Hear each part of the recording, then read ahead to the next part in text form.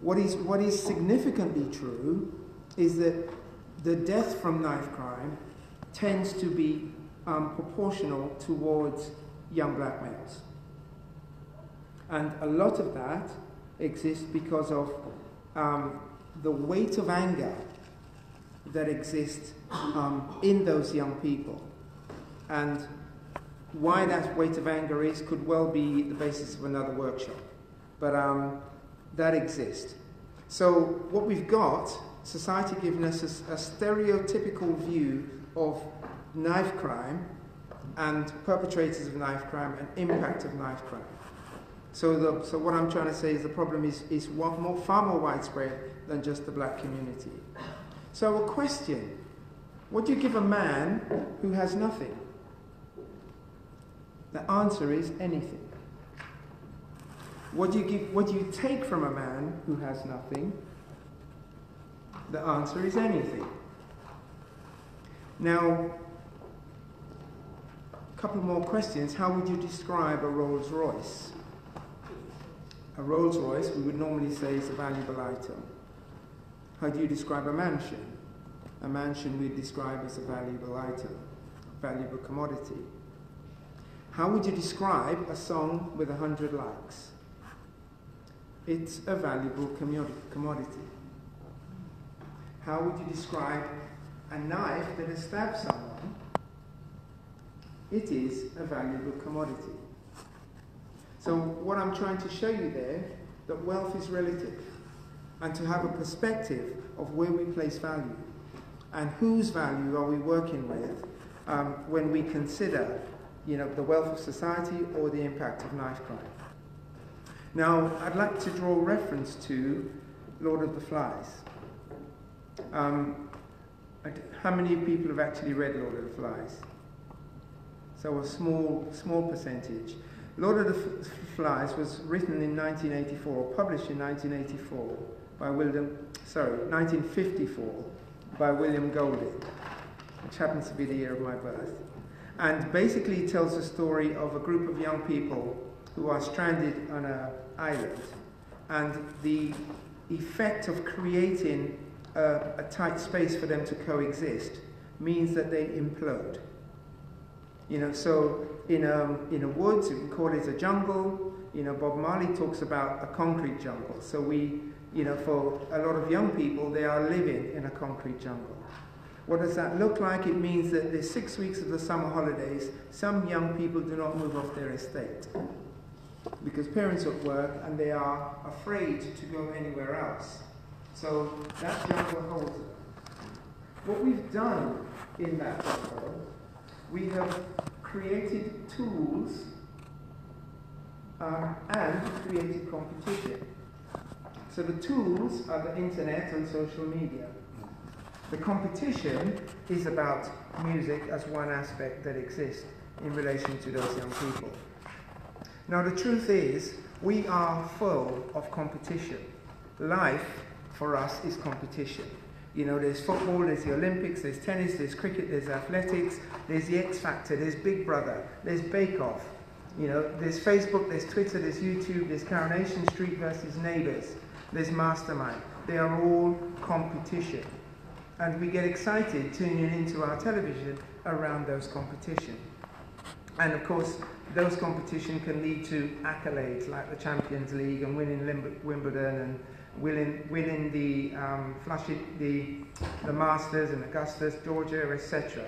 So all features of competition. In this 21st century, we have another type of competition. And who's heard of Moscow 17? How many people have heard of Moscow 17? Yeah? So Moscow 17 happened to be in the Camberwell, Peckham area as a group. Okay, let me ask a more popular question. Who's heard of So Solid Crew? Yeah? So Solid Crew goes back a few years, which were a group of young people creating music. But in Moscow 17, on the 1st of August, Incognito got killed. Earlier, Sadiq Kamara got killed. And earlier in May, Rylam Ainsworth got killed, as well as Latan Griffiths. They were all related to Moscow 17. Now, Moscow 17 is deemed to be a gang, and in the area relative to Moscow 17 is Zone 2, is 410, 120, there's Peckham Boys. They're all gangs in that area. Now, what's our reality? The reality is that we all have gangs. We all belong to a gang in one way or the other. Growing up, some of us favoured the Beatles over the Stones. Some of us favours the Beach Boys, some the Led Zeppelin, there's U2.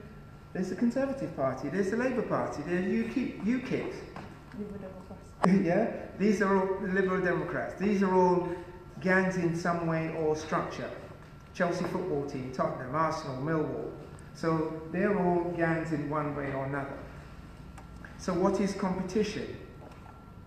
In that regard, competition in relation to gangs is winning an election, to have a hit tune, to get 1,000 likes, to stab a rival, to win a gold medal, to win the FA Cup, to gain promotion, to become an MP, a councillor, to get that job that you've always been after. These are all aspects of competition. So in relation to young people, do you know what the biggest challenge for any young person is today? Does anyone know what the biggest challenge for young people, any young person today? To get status. To get status. The contra of that is loss of face. So if you diss me in some way, I have to act, I have to react, I have to respond. And a young person would say to me, this person has dissed me, how am I going to show my face? And it doesn't matter if I die, it is better than losing face. Now that sounds way macabre, but if my self-esteem is not high enough, then I would attach self-esteem to absolutely anything. So drill music represents an aspect for some young people to channel their competition. And I reinforce that part. This is a small part of drill music. It's drill music in relation to gangs. Now, back in the day of the Stones and the Beatles and Led Zeppelin or Millwall playing West Ham or wherever, what usually happened, after the game or whatever, we'd have a fight, but then we'd go home to tea. Yeah? And everybody would forget about it because we went home to tea. The weapons of warfare in the 21st century are different. Right? And why are those weapons of warfare different? Most young people will tell you that they carry a knife because they believe the other person is carrying a knife. Right? So they're only carrying a knife for self-protection because they think it will put them at a disadvantage. And as respectable adults will say, well, why don't you just call the police? Did a recent survey of 70 young people, black, white, South American, Turkish, across a myriad of communities. And out of 70 young people, 69 of them said they will not call the police for anything. And why? Because they don't trust the police. They believe, and those who've talked about they've called the police, they turn up, the police turns up and give them the extra attention rather than focusing on the reason that they call the police. There's also the aspect of if I grasp, if I squeal, then I'm putting myself at risk. So young people won't call the police for those reasons. So Moscow 17 has written a number of different musics. One of them is called Mummy's Kitchen. And this is where I would have benefited from the PowerPoint, but one line says, anything green, man drill it. Green refers to Gang 410, and man drill it means I shoot it. All right, so it's line 1 is a dissing of Gang 410. Line 2 says that Gozo Muna man billet. Now, Gauze killed 2 guys of gang 150, and so bigging up Gauze for something that he's done. Then he says to 3 Mad Max, splash consistent, blades, and they come back dripping. Mad Max is in prison, and Mad Max splash consistent, which means that he was always stabbing, and that he's splash consistent, blades, and they come back dripping of blood. All right, so he's bigging up Mad Max in that scenario. And then he said 4-man, which goes back to Gang 410. That's out on the 4's no kidding. That's out means there's a contract out in relation to 410. You know, so this is mafia stuff, whatever you want to talk about. And then he says 15-man try dash, 1's tripping. We chased 15 men, stabbed 1, you know, and he's alive. And I'm going to read the second line. It says, also pissed that chest and livers, ha ha. So we've stabbed 1, and he's still alive. I'm angry about the fact that he's still living. All right. I'm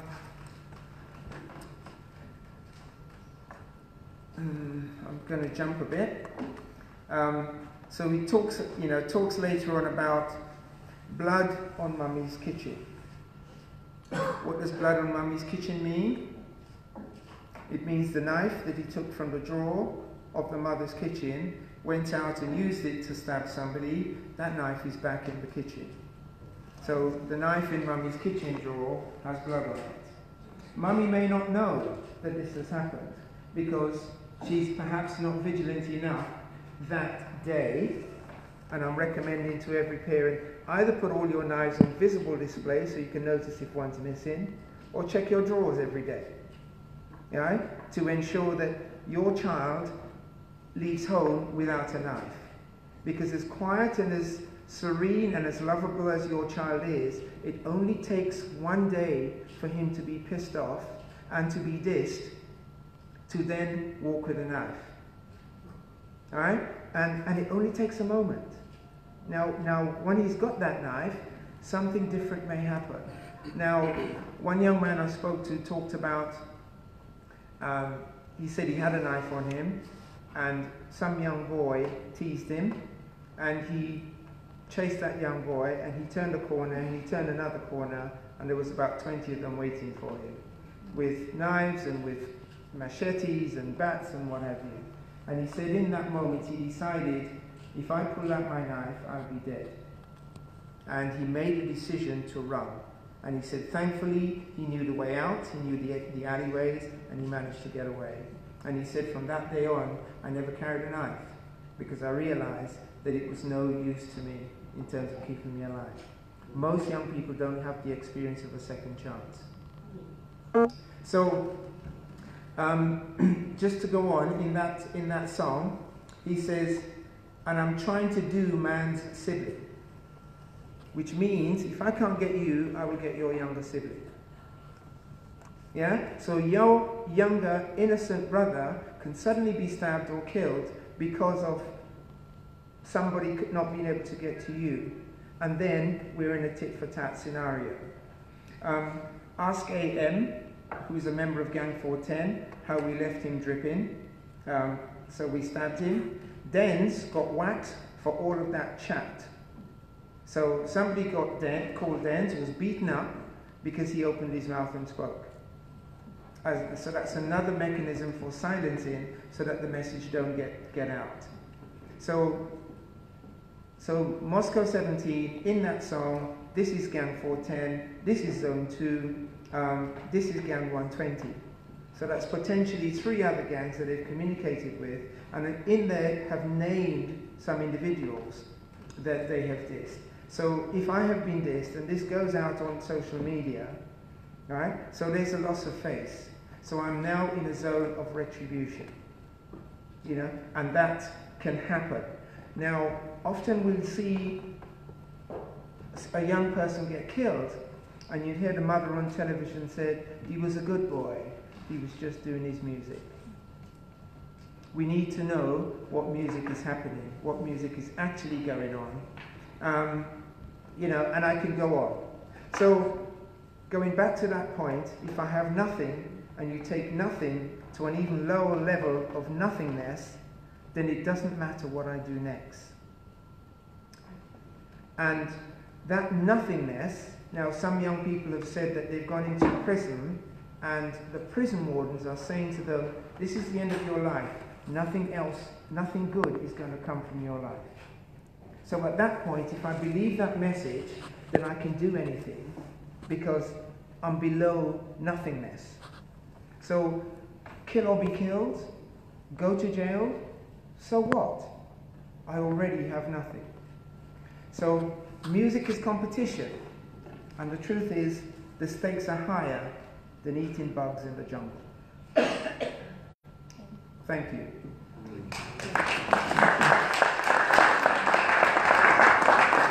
Thank you very much, Wilson.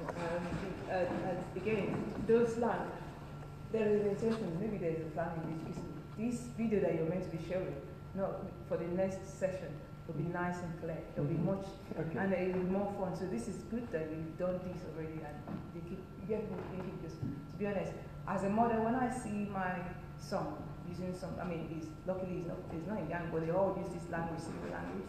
We're not aware, and I think sometimes we need to be a bit inquisitive. Counting, I'm obsessed like that. When my children were my own prisoners for what I've been doing, I'll be honest. And I think I always sometimes try to step back about where you're going, where are you, phone, the obsession about chasing your child around, what is happening. But they don't see that danger because they're not in gangs. But they don't also understand that you don't have to be in gangs to be killed. That's the worst of this situation now. In fact, what the gang members do, they will recruit an innocent child in their place. So if they have a meeting place, a meeting point at night that, well, you want to have a fight, let's go to this park, I'll finish you and blah, blah, blah. They might actually send someone else to go. Why they don't see if that's going to really happen. And all they need to say is, I'll come back in the park. Could you help me fetch the bag? And this innocent child will think, oh, I'm just doing a favor to a friend. And they go in and then people come out and ambush them, get killed. That's how serious it is. So you don't have to be in gangs. And that's what we need to be. That's the kind of message that we need to be letting the church, the faith groups, the young people that we come across and say, this is what you need to be careful when you're being sent an errand. And watch out for, not grassing someone up, but you need to be telling adults if you're concerned about something that doesn't look normal. So that's it for street language. But also, we did mention that we want to kind of talk about how this is going to be an opportunity to look at cybersecurity, but we haven't got to that yet because before the cybersecurity, we need to find out about the impact on mothers on their mental health, and that will be Ms. Shadosi. Because I have 3 mothers that could be here today, but they really can't bear the pain and the impact on the society as well. Sorry. Jim Shannon was the sponsor and has always been the sponsor, one of the sponsors, the major sponsor of Peter Pig. But since I can't even come back now, and he's here and he's giving me this opportunity. Without Jim, I won't be here. I'd like to introduce Jim Shannon, the DUP, and DUP are working side by side by our government, the Conservative, and they're making things happen as much as they could. So please welcome Jim Shannon.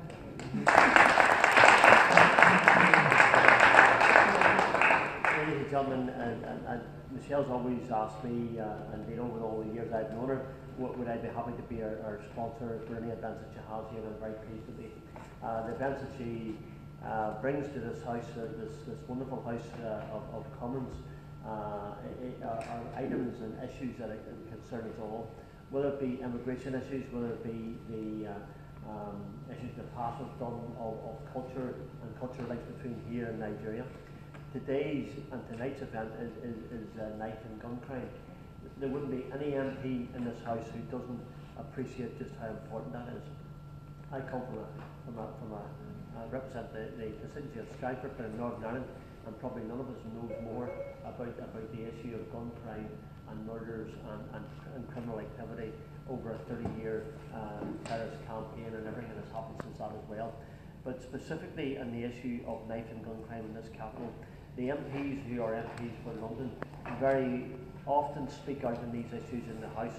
And there is, I believe, a real awareness amongst the Conservative Party and amongst the Labour Party and amongst all the parties in the House that there's a need for change.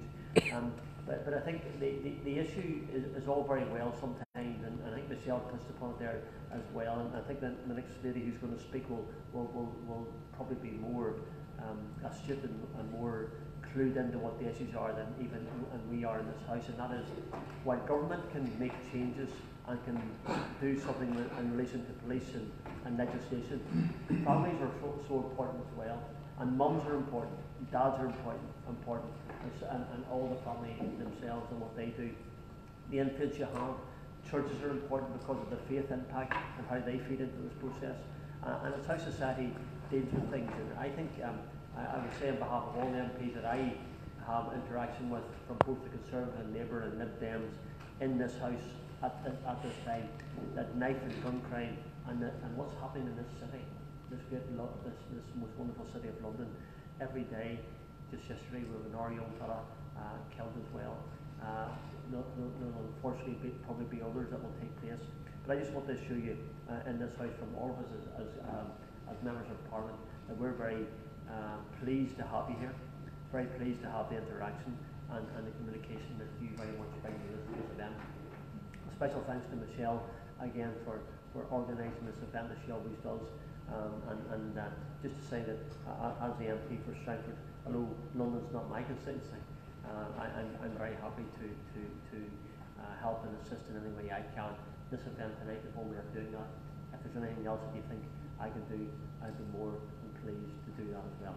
I apologise for having to leave. It happens so often. There's so many people who are looking for me to be at different events. And I'm supposed to be at another event at 7 o'clock, so you can realise just how far behind I am and trying to get to that one. But I'm going to try and go to it now if I can. So I apologise for having to leave. But I just want to tell you, feed into Michelle. Michelle will feed into me. And again, to our panelists as well for coming along, thank you so much for what you do and for the good work that you do to try and bring about a better society, which we all strive to do, and whatever role we have in this House and in this group tonight. Thank you very much. Thank you so much. I'll keep this one.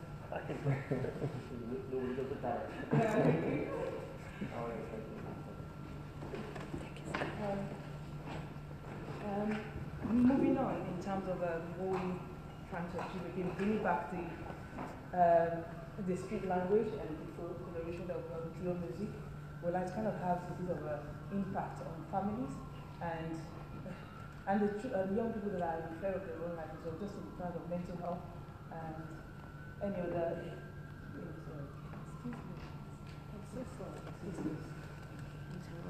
Thank you very much. I'm just thinking, I think we know that the impact of media is huge, and I mean, it sort of dictates the kind of things that young people are doing. We've heard about how music is being used to promote crime and knife crime. Is there no?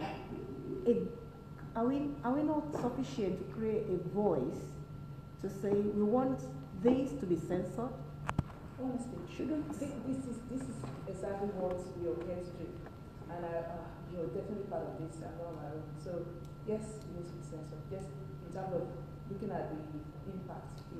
Is that what you're saying? Yes. Yes. That's why we're in this group, to feed back to the government and say, look, we're concerned. We are community. This is serious. So censor. I've been looking at 2014, 15, 16, 17, 18. I wasn't going to do this anymore, to be honest. So I think I stepped back last 17 because it was getting too much. Emotionally, I was being affected and I wasn't getting that support that I needed. And so, yes, that's part of why you're here to share the pain and you're part of the solution as well. So I'm just trying to kind of get the mental health. And yeah, it's going to be a short and precise one because we all know what the impact is already. But to get through to the issue the solution and the recommendation. We just need to kind of go through the steps so we can all have an understanding. There will be a Q&A for opportunity. Thank you very much. Good evening, everyone. I'd like to thank Michelle for being so committed and with all the leadership qualities in mobilizing the community to focus on all these issues. I'd like to welcome every one of you for sparing your time. I have a mental health background and also a social worker with about 40 years experience. But I'd like to say that this problem of gun crime and knife and these killings and violence affect everybody. It's everybody's concern, not just about youth. Within the last few days, I've been picking up newspapers and you can see all these headlines. Pensioner is victim of drug raid, so it can be anybody. And also drug gang murder dad on his doorstep. Just because he was asking them not to deal with drugs on his doorstep. So we are all vulnerable, we are all at risk. So that's why we cannot say, okay, I don't have boys or I don't have young children, it's not my business. Anybody can be affected. There's been a lot of research that shows that a lot of people that got into gangs, it affects their mental health. And also there's so much dangerous drugs around. It wasn't like that before. About 20 years ago, people would be scared to say that I use cannabis. When I used to assess people in the A&E department as a mental health specialist, and I would be cautious to even ask them if they use cannabis, but now people come in and they flaunt. They actually boast to you that they use cannabis, they use cocaine, they use, so even young children. So it's a big concern that the security, they need to tidy up, they need to control the influx of all these dangerous drugs that make people to become paranoid, they make them to be hallucinating, they make them to be violent, they make them to be uncontrollable. And parents have a role to play. From childhood, I remember the moment my children were able to speak, from age 2, I've been teaching them to say no to drugs. From age 2, the moment they were able to talk. So it's something that parents need to take responsibility also. Just like we give people education about sex education awareness, we need to tell them the dangers of drugs. Don't even go near it. Many years in mental health, I cannot identify cannabis. I'm that scared. I don't even know what cannabis looks like, and I've practiced mental health for 40 years. So it's a no-go area. Because once you're in drugs, this temptation is there to get involved in gangs and to sell and to deal.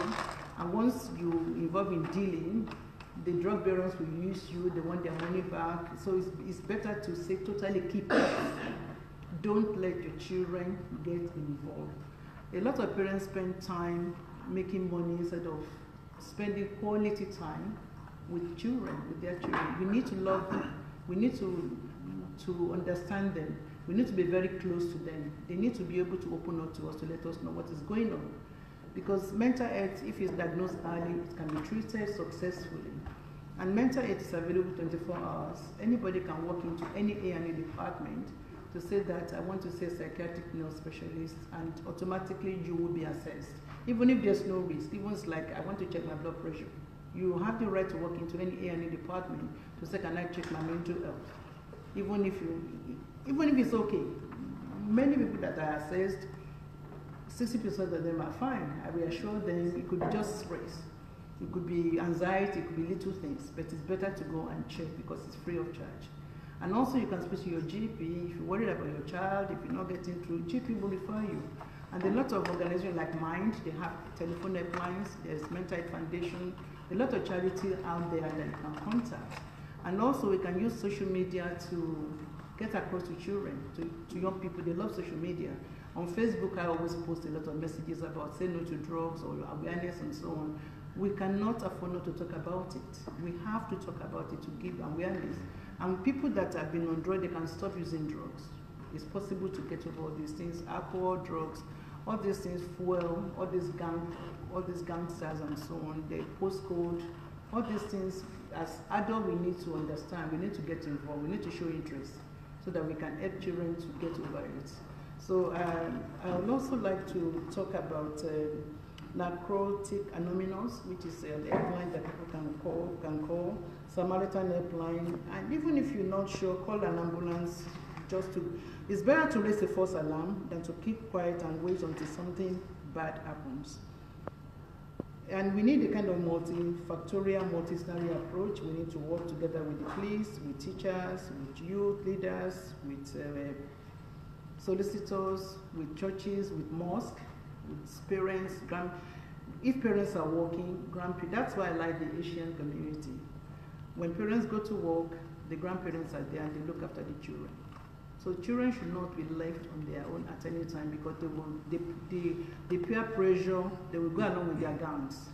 But if they know that if school closes at 3 o'clock and you should be home at 3:15 and you're not home at 3:15, parents should be worried. People should be picked up from school. We cannot just let them loose and let them just do anything they like. Because children that are at home, they're not likely to be with gangs. We must know the whereabouts of our children at any time.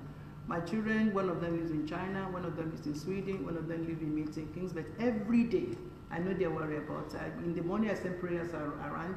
If I don't get you to say amen, I'm worried. Maybe something is wrong.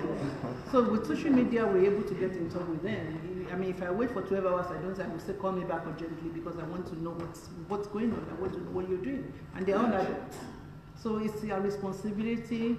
Our children are our primaries. We can't leave it to government. We parents will run them to the world. We have to take responsibility for our children, for our grandchildren. We have to help young children, young parents that are building their careers.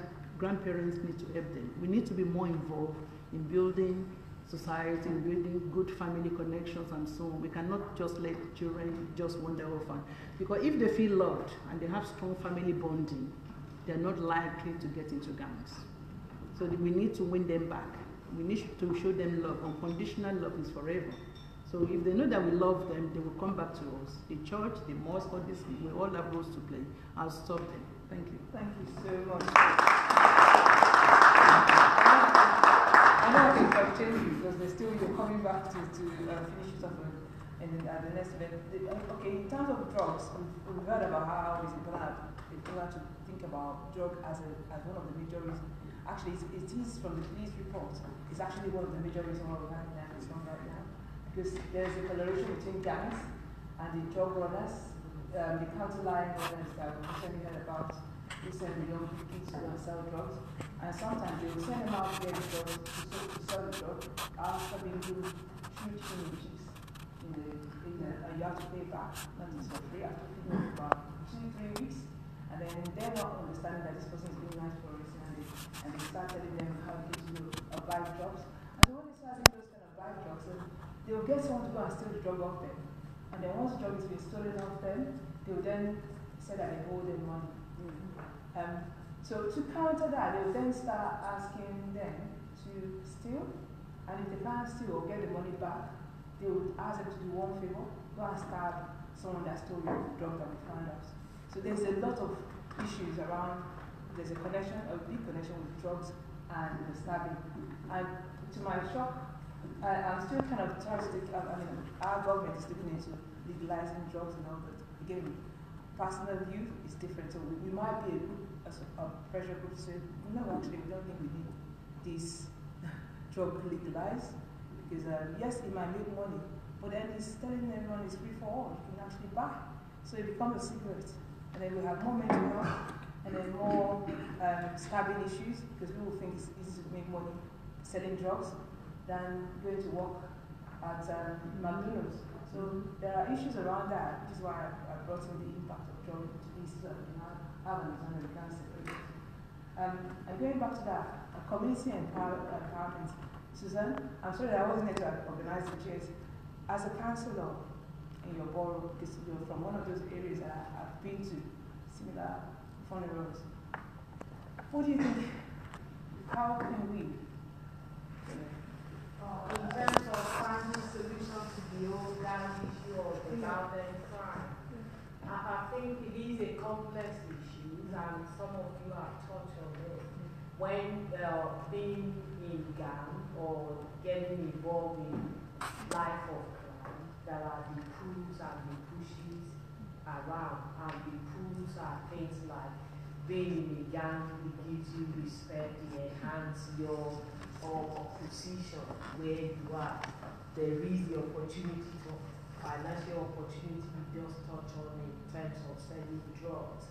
which brings them money. And again, a lot of family where there are instability, Chief Mrs. just mentioned about kids being in the house, instability in the house.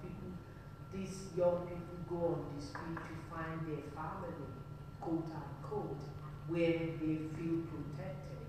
So when you look at all of this, so when you're talking about solution, when you're talking about what to do, then we should be looking at what can we do to, what can we do to find instability in our home. It is important.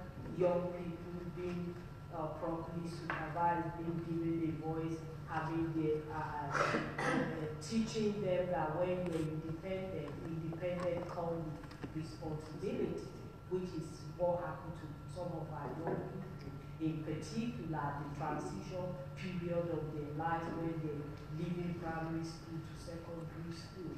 Then as a community, we've got a part to play in terms of supporting each other. Some of these young people with my experience as somebody who mentor young people in London, they're actually victims of bad parenting that got them to where they were. So what are we doing as parents? And some, they were probably their neighborhood where they grew up. It's like there is an existence of delinquents around. So as you were growing up, you naturally join people like yourself or your estate, and that is the life you know. And we're looking at marginalization, looking at inequalities. What are we doing? And that is as government, what is the government doing in terms of empowering young people from black and ethnic minority? And either controversial or not controversial, I've worked with the police, I've worked with the Metropolitan Police for 10 years, and I do see statistics. Young black or young ethnic minority are actually overrepresented, either we like it or not. That is something we need to talk about as a community and see what we can do. So there are a lot of things, issues are complex and the solutions to them are complex, that all of us need to come together to find ways to get it to a point. Thank you so much for that. I know that you've been doing a lot of community engagement around acne and so in terms of, this is why I wanted this to be part of your feedback into it. Thank you, Councillor. What I was thinking as well is that, Juliet, in terms of community engagement, again, getting the youth engaged, just a very 6 minutes in terms of what is the your opinion in terms of? Thank you so much, and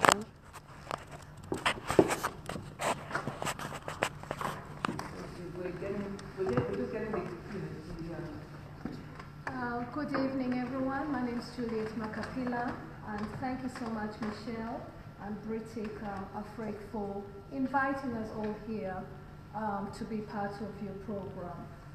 In terms of what the question I was asked to address is the role of the community in keeping the youth engaged. And as I gathered here today, we've got the communities of faith groups, we've got the police officers, we've got various people from different backgrounds.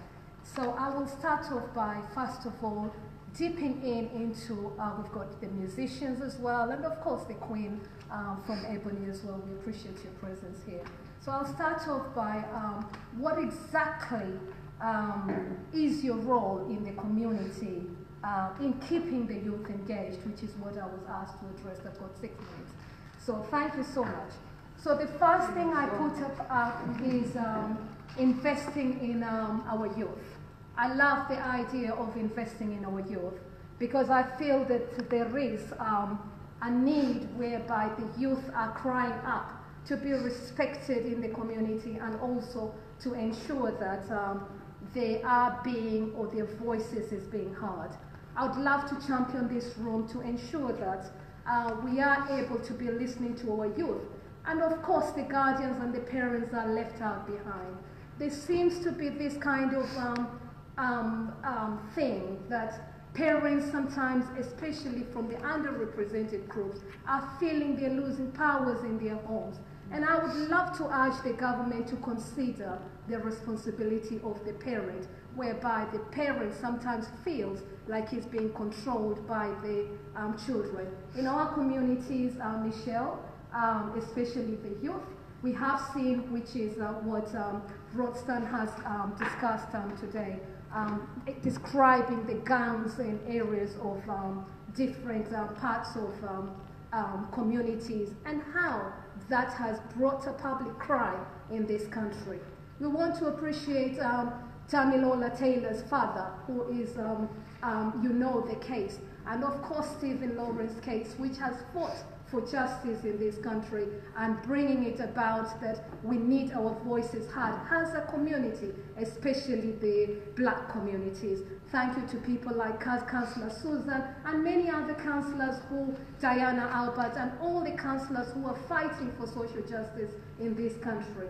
Thank you so much even to the DUP MP who's booked this room for us to come together so we are able to look into investing in the youth. I want to say that the youth are the future. Listening to our youth, which is what I've started off with, bringing back respect in the community is something that I care about so much. And in fact, I feel it's a responsibility for all of us to learn and begin to learn to hear one another, because respect starts from our hearts. And if we begin to teach ourselves and begin to understand how to respect and love each other, I believe that you've got a chance of bringing back our community. I bring back a situation which I saw in Belgium or one of these countries, or Netherlands it was, yes. And while I was visiting a friend of mine who was Ghanaian community, I remember that at 5 o'clock she reminded me that there is no phone calls in our house because they wanted to sit down and have dinner together. And I smiled. And I remember thinking about what that meant as a family structure in my own limitation in what I was doing. And I remember that it was her home, but I remember that it reminded us that perhaps sometimes we have not been sitting down with our children and having that home-time cooked meals, which is really important that the kids need. So I felt that I should bring that in using that case. In that part of the world, they had problems in that time. So in looking at how we could solve and have a meal together, perhaps you remember the Caribbeans, they used to call it Sunday dinner rosters, lunches and stuff like that. Jollof rice, for example, in my country, we had things like irio. So I'm just looking at that. To finish up with, I'm going to champion all of you to go away and think about one program. For us as UK Africa Diaspora Forum, we have got a program which we promote talent. And I'm glad to see that, of course, Ebony, whose founder is Irene. Sorry, I'm doing that, Ebony. We need to stop. Sorry, I'm really sorry. There's other people that need to speak. So just to champion you, please leave here with one thing. If you're out here, bring in love in your community. Thank you so much. I'm conscious about time, and I personally have eaten to the time, so I really want to make sure that we strategically deal with these issues because it's really important to go to. And thank you, my humble friend. We will just kind of give a brief overview of both listening to Councillor Susan and Julia, talking about community engagement. We're talking about multi-agency approach. You can't leave one side of that because the statutory side is the statutory side is the government, and this encompasses the House of Parliament, Education Department, NHS, and housing. Everything is multi-agency approach. But also in that we have a voluntary. We're voluntary. What we're doing right here is part of the body, and the community and the voluntary are actually the ones that are functioning, that are helping the government unpaid to get all these kind of opportunities out and to support to bridge the gap So we're really, really doing a very important job here as we sat here doing this tonight. So you actually just give yourself a quick clap and a tap on the back and say, we're doing work for your time that you're spending here. So that's a statutory. But the private organizations are the ones that were really difficult, that kind of difficult to pull in.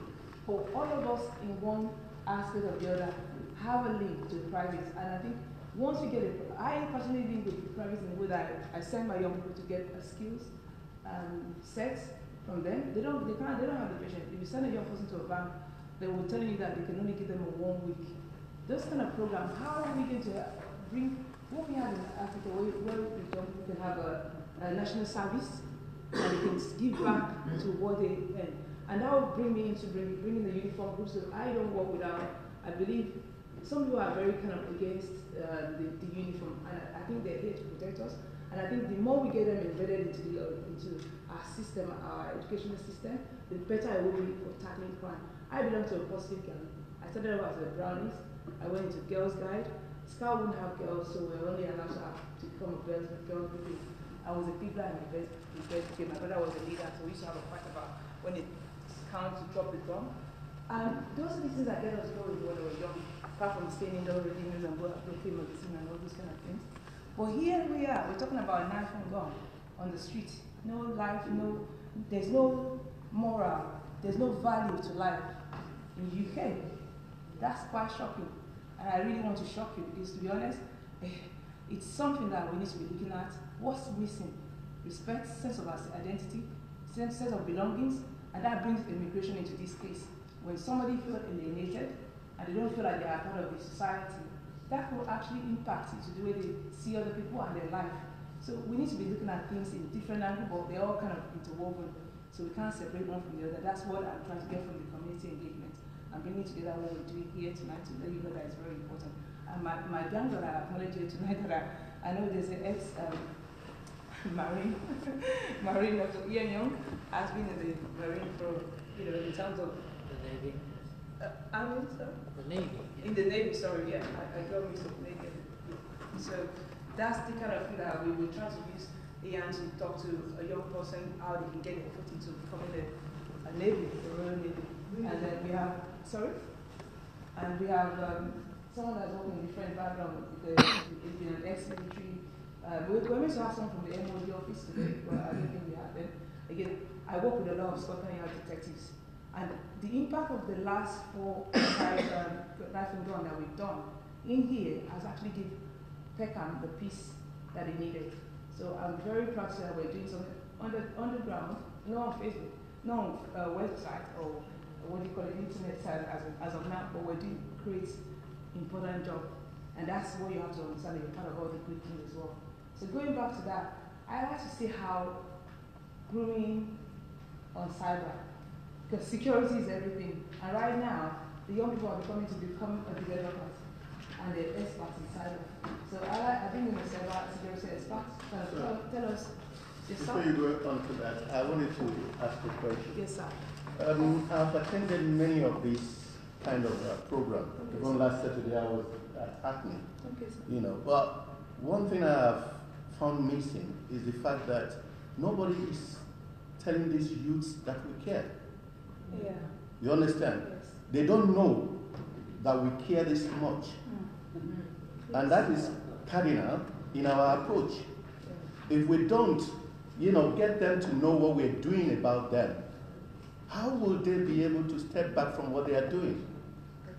So it's important for us to, to get them to know exactly what we are doing. Everywhere we are having this program, and we leave here, we go back to our places to start planning. How do we plan? We're planning for ourselves, or are we planning for them? So this is the issue. I've listened here, but we have not said anything about getting these youths to know that we're doing something about them. To be involved. Sir. Even if you don't even bring them to let it go, but we can. Just what the gentleman is saying, and it would be good if we have a lot of youths that attend these events as well. I think it would be good if the organisers could go out there and get the youths. Minibus, that you can bring them back. Yeah. Just have a minibus, bring them here, and I think a lot of youth will be so surprised in how passionate us the adults are. And that's not disrespect, I'm just saying, they need young people in these events. And we can use that as part of like their caution with the police. Okay. So what we do, we use that as part of their license. So they have to tend to. Really, what you're saying is really important. But I don't know if anybody has ever attended my event before. Anyone here? Yeah. Right? Have you been here? You've seen young people. Jackie, I know. I'm just saying, have you been to any of my events? And have you seen youth on their own at this event? Yeah. Could you please comment to give the comment? Oh, we're not saying that you No. don't get used here. Yeah. We're just saying it will be good at most of the events, as that gentleman just said, because I got a few as well. Yes. And we will have press discussions.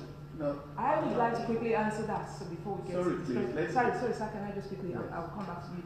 What we're doing here, and I'm really grateful that we're talking about it. I feel like we, as individuals, need to start from us. Coming here tonight, I've sent the invitation out. We have church leaders. They're responsible to bring in their own youth. We need to start kind of looking at ourselves as a starting point. I have had an event here, and it's full of young people. And depending on it's half time. Number one, that was had. Most of them are like, okay, this is it.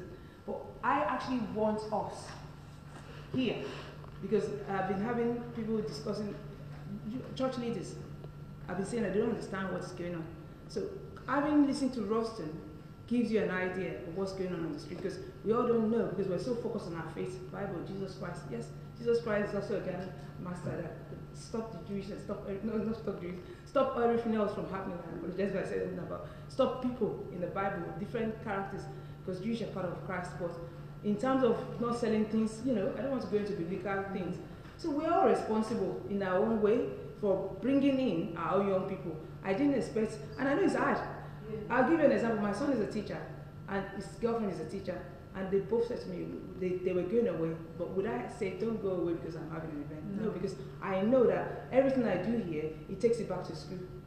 And I work on every day on a level where I have 1 or 2 young people that I'm mentoring. That's how to get this information to them. We need to be holding ourselves accountable. Yeah. Do I meant to do more? Do you see what I mean? So I managed to bring one person that I can actually manipulate to say you're not going anywhere, otherwise I'll do. For a few of the others, and then we'll go back and feed to the rest of them. Sorry, just a minute. Yes, sir. What we see happening now is a negative movement. Yes. It's a negative movement that the youth have created. Yes. And to counter it, yes, sir, we have to create a movement. exactly, Not a pocket of action here, pocket of action here. A movement will also counter the movement. So we have to think a way of, having a movement by coalition of organizations. This is the beginning of this movement, sir, and we're going to be doing just that. And you're going to be part of that, and you'll be leading part of it as well, sir. So we're all together. We're all together in the mess. I'm sorry to use that language. So, sir, you're part of it. So he said it's time to respond to you. Yeah, I'm so sorry. You're a homeowner, so you know what you can. I'd like to address what the gentleman mentioned just now, Teddy Josiah. Thank you. Michelle touched on it. A lot of people are working on the ground, making impact slowly, but because they work in the media, a lot of people don't know what's being done, but they are effectively reaching the youth. Can I ask people in here, how many people talk to the youths on the streets when you see them? Bless you. Thank you. Thank you. I can tell you because you're pretty much like that. Thank you. See, that's where it starts. Yeah.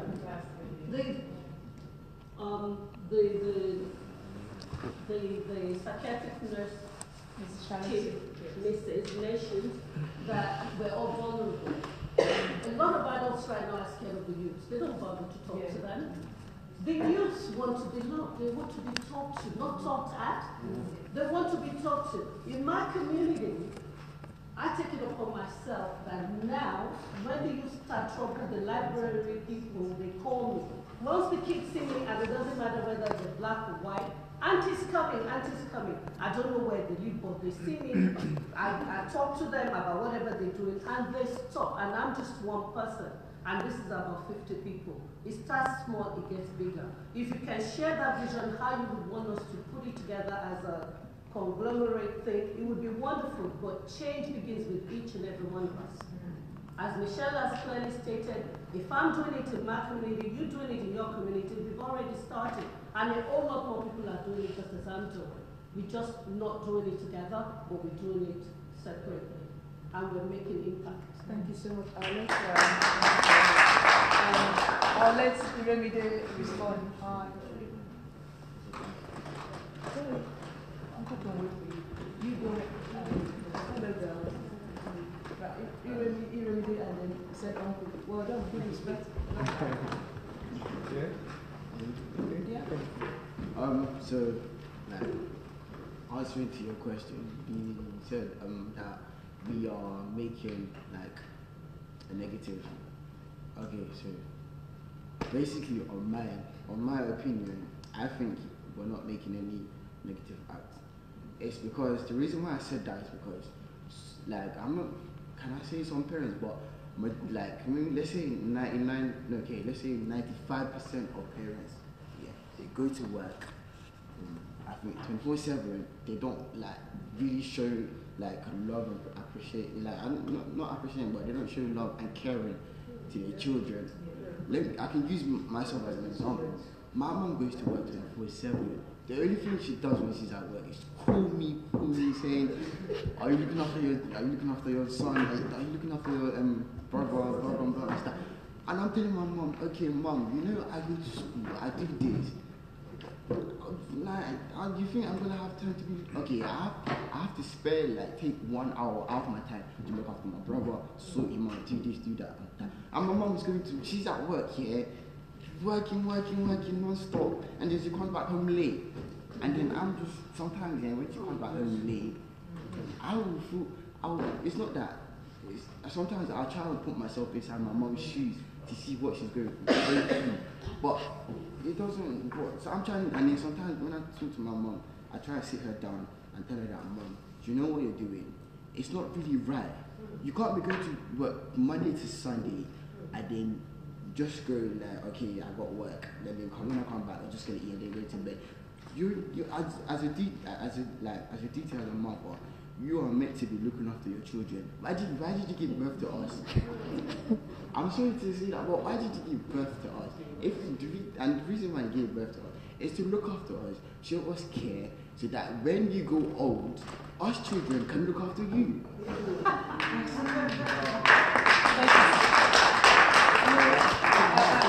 I do like the point, but the gentleman's point was that it's not that we don't use good. Yeah, he's thinking about you, not knowing the impact of what we do here, that maybe you don't know that we care about you. Yeah, I do.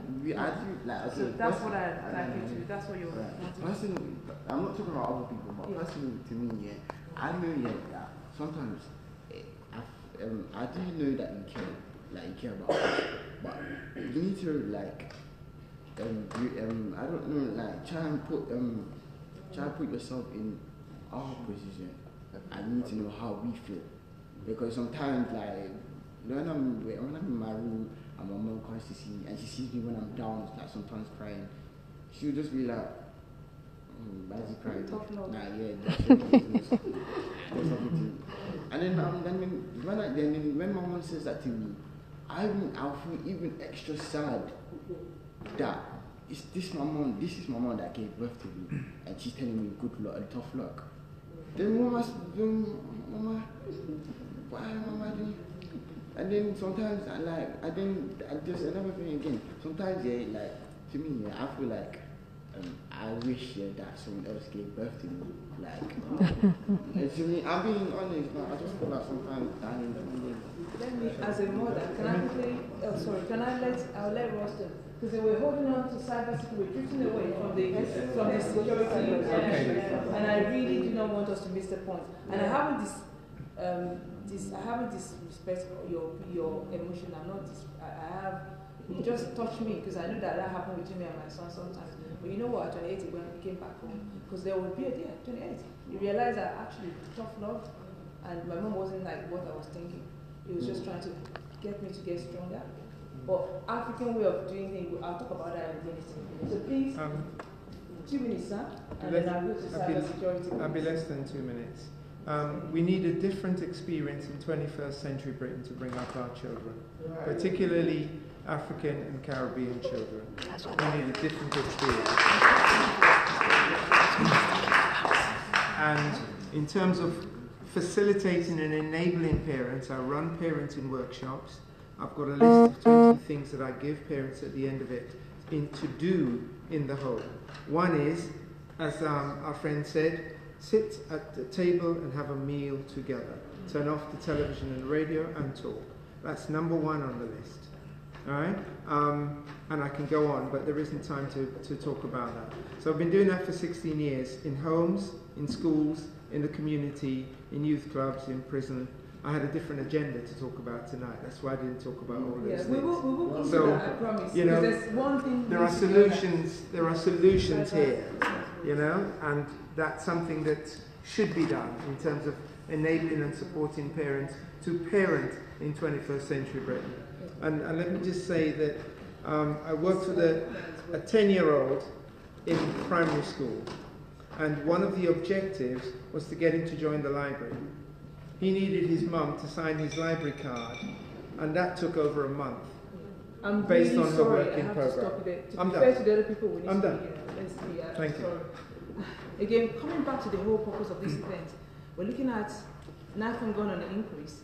We're looking at how we can look for a solution, talk about the issues, find solution, and then actually recommend something. So when we leave here tonight, all the recommendation that the key point that this gentleman has said, what you said, will come back, and there will be some points from other points. And you also asked about emotional, how we not disregard, not intentionally, but we have to put up a brave face, something like tough love, come on, get tough, as we're taught in guides and brigades and all that. That's why you need to be good to scout. When they ask you to do 20 press up in police cadets, you understand your mom is lovely. Okay? So let's go back to the point of having a bit of introduction to cyber security. Thank you for your patience. Seeing the right honourable, I didn't mean to start with this, but seeing the right honourable Jim. I was a soldier, I spent a long time in Northern Ireland, and to go there now, so what I'm trying to say is have some hope. You know, really do have some hope, because if we can get to a better place in Northern Ireland from when I was there 20 years ago, you know, do have a bit of faith, have a bit of hope that we can come to a solution, okay, because, you know, that's probably one of the worst internecine issues that I've actually encountered in 30 years as a soldier. Okay, so, you know, I do have a bit of faith that we will get to a solution, particularly if everyone engages with that process. Okay? And that's really important. And also, what Michelle said, it is about the whole piece. It is about all the small pieces, small steps, if you like, that everybody has a part to play in that process. So, cyber security. I don't really understand cyber as a word. I've read the dictionary definition. I work in information security, and I work primarily through means such as the internet, the web. Okay, so that's my area of information security. And my role in the army in later years was to protect data from theft, like from espionage, whatever it might be. When we look at youth, young people, I am a middle-aged man, and I should also say this is quite pertinent to me because I was stabbed earlier this year. I've been stabbed twice in my life. So when young people use the internet, they do not look at it in the same way that myself and my colleague Tom look at it. Okay? It's just a means of communication and a means to an end. For us, it's much more about the danger aspects of it and how it can be manipulated in particular. Everything has a good and bad side. That's life, whether it's cars that go fast and then we wrap ourselves around trees and die, or whether we're just going to work. And the internet, cyber security is just the same as that. And it's really critical that those people who do not have a great comprehension of it spend some time, sit in front of YouTube and get a grasp of what is going on. Okay? So when we look at the Metropolitan Police or any other police service for that matter, they are always going to be behind the curve because it changes very rapidly. And if you're massively engaged with it, as young people are, then you are going to be in front of the curve, because you're going to be an early adopter. So that level of interaction leads to certain activities, or the enablement of activities, whether it's crime on the streets or whatever it might be. So cybersecurity, how can you get into cybersecurity to use a positive? It is a big area. It is like going into being a builder. You can be a carpenter, you can be an electrician, you can be a plumber, you can be a bricklayer. So the vast scope of it. Tom is our developer, and Tom didn't start as a developer. He did something a bit flowery like marketing, didn't he? Dropped out again. Yeah. So he went at that because he went into another area, into writing code. Tom is an undergrad, finishing his dissertation this year at Napier University up in Scotland. But you don't have to, just like going into the construction trades, you do not have to be an architect. So there are other aspects. You can be that plumber. The main roads into it, so I'm not going to bring up your maths grade, Tom. You don't all need maths and English to get into being a developer, just as well, Tom. But it's going to make it easier. If you've got maths and English, then people who want to go into it, it's going to make that process a lot easier. If people go into it via day release, that's a really good way to meet. I did day release, I was an apprentice in engineering, and then I did day release, and that meant that I didn't come from a particularly rich background. And that enabled me not to run up a lot of debt. So rather than going to university, maybe a more realistic expectation might be to get, particularly if people are still at college or school, to get work experience with companies, to see what their aptitude actually is, and not to put too fine a point on it. As a parent, and I was really lucky in my parents, I was not forced to go into engineering. I wanted to be an engineer, okay? And that's really important with cyber. You absolutely have to want to do the thing you're doing to have some passion for it. But it will also, if you've got that passion and that suitability, give you a good lifestyle. It is well remunerated. You know, it will give you a good income, and that is available to just about everybody. Okay.